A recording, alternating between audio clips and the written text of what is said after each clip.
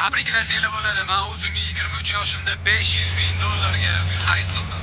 Xudolar orzu qilishdan to'xtamaylar. Harakat qilsanglar hamma narsaga Ketdimi? erishsa bo'ladi.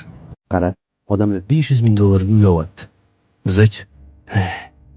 Bu ketishda qachon shuncha pul topamiz? Hayot biza tarafga ham qachon qarayar ekan?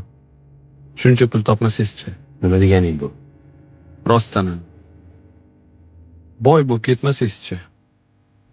Hayotingiz bekorga o'tib ketgan bo'ladimi? Boy bo'la olmadingiz degani yutqizdi deganimi? Nima hayotda shu Instagramdagi soxta tabassumlar bilan o'lchasiz? Ular kameraga qarab kuladi, lekin kamera o'chgandan keyin jimli. Bular ko'rsatilmaydi.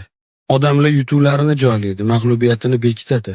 Siz bo'lsa ularni eng baland nuqtasini o'zingizni eng charchagan paytingizga solishtirasiz. Mana shu bolani qurgan tayyor uyini ko'ryapsiz, lekin shu uy qurilgangacha bo'lgan uni qo'rquvini, qarzlarini, yolg'izligini u bilan riskka qo'ymaydi. Okay. Bu boshqa odam hayoti. Sizniki boshqa. O'zingizdan kamroq pul topadiganlarni, sizdan og'irroq sharoitda yashaydiganlarni Instagramda ko'rmaysiz. Lekin ularning orasida baxtlilari ko'proq.